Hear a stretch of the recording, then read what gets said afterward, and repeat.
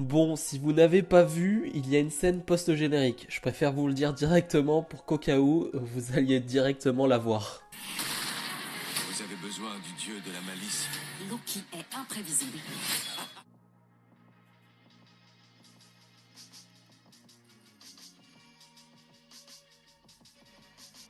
Alors, que dire de cet épisode? Je dois vous avouer, au bout des 10-15 premières minutes, alors l'épisode dure un peu plus longtemps que le dernier, je crois qu'il dure 45 minutes, quelque chose comme ça. Je me dis, c'est pas mal, mais je sens que ça va être un épisode un peu comme le précédent, c'est-à-dire qu'on va pas apprendre forcément grand-chose, mais ça va avancer tranquillement. Voilà, je me suis dit, le 3-4, épisode 3-4, on va avancer tranquillement dans l'histoire, et le 5-6, là, ok, ça va partir directement. Et bah pour le coup, pas du tout. Pas du tout, parce qu'en fait, les deux tiers de l'épisode, après, c'est que des révélations. Voilà, c'est que de la révélation, que du truc où je ne sais plus quoi dire, tout simplement, vraiment. Je suis devant mon écran et je suis là, je me dis, ok, attends, qu'est-ce qui vient de se passer là? Oula, attends, non, c'est pas possible.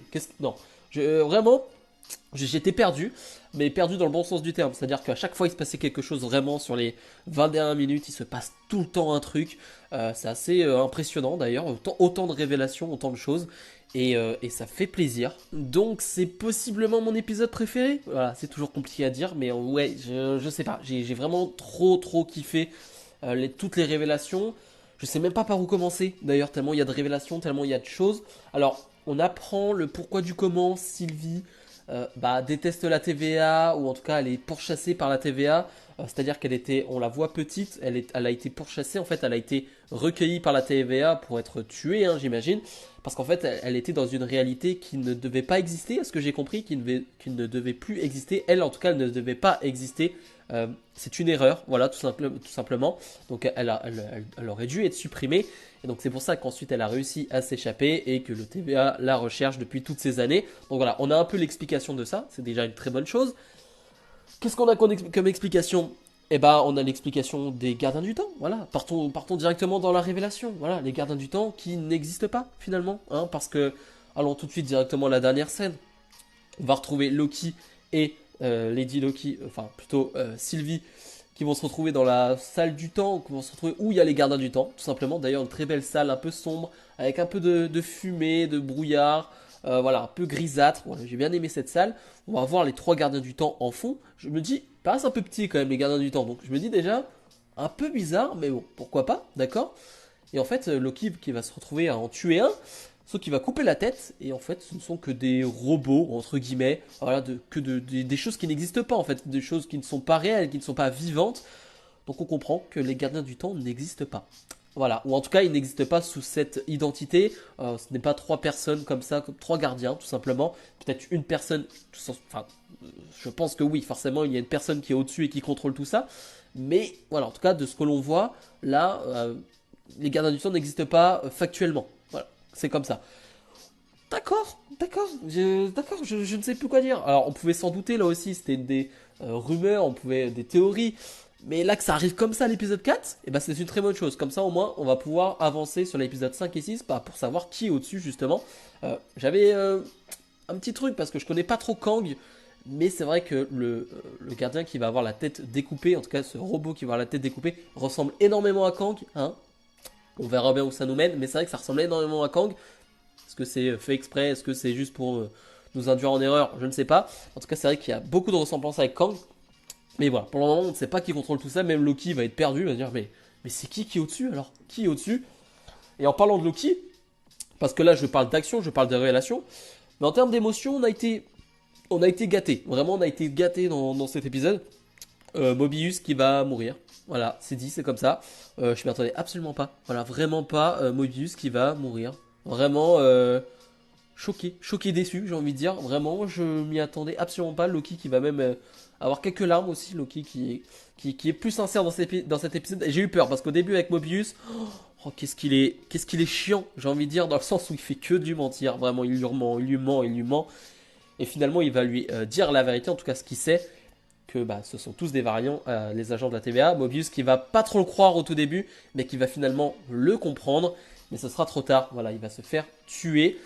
Mais est-ce que c'est une mort qui est irréversible? Ça, je ne sais pas, parce que, pardon, directement de la révélation, la dernière fin. Voilà, je parle de la scène post-générique, parce que Loki va se faire tuer par Ravonna, Renslayer va se faire tuer, et là tu te dis, mais Loki est mort, c'est une série Loki, et Loki est mort.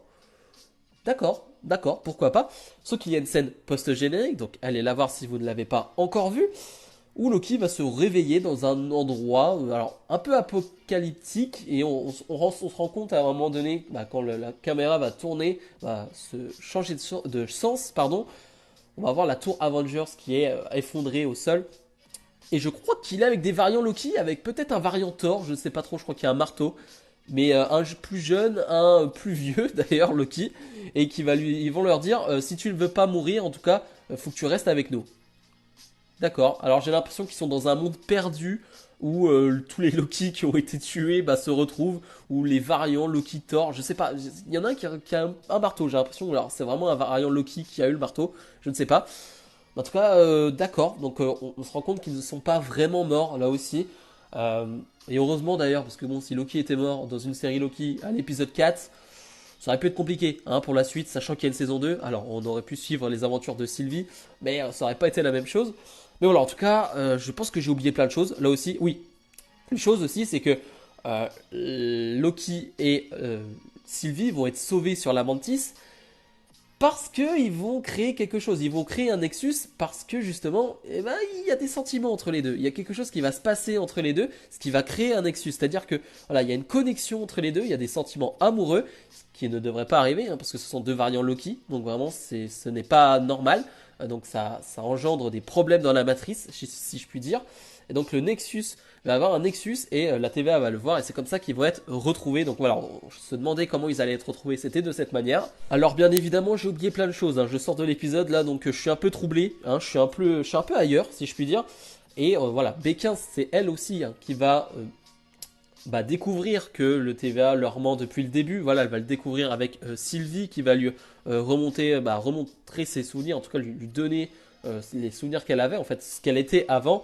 Et donc là aussi, Mobius B15 va y croire. On va voir aussi Mobius qui va piquer un objet à Renslayer qui lui, il va voir donc, on va dire, les confessions de Sévin qui, elle a été déjà enchantée par l'enchanteresse justement qui est Sylvie, donc elle aussi, elle disait mais on n'est pas dans un monde réel, c'est réel, la TVA c'est faux, tout ça, donc Mobius commençait à douter, donc c'est pour ça que Mobius a commencé à se rallier à Loki vers la fin. Mais bref, voilà, comme je le disais, j'ai oublié plein de choses, c'est sûr, mais voilà, c'était un épisode riche en révélations, vraiment, et je m'attendais vraiment pas à ça pour un épisode 4, et c'est plutôt une très bonne chose, vraiment, parce que là je me dis pour l'épisode 5 et 6, il va se passer encore plein de trucs, et c'est vraiment trop bien.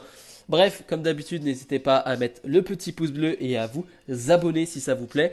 Nous, on va se retrouver dès la semaine prochaine pour l'épisode 5 et j'ai vraiment trop hâte de le voir. Salut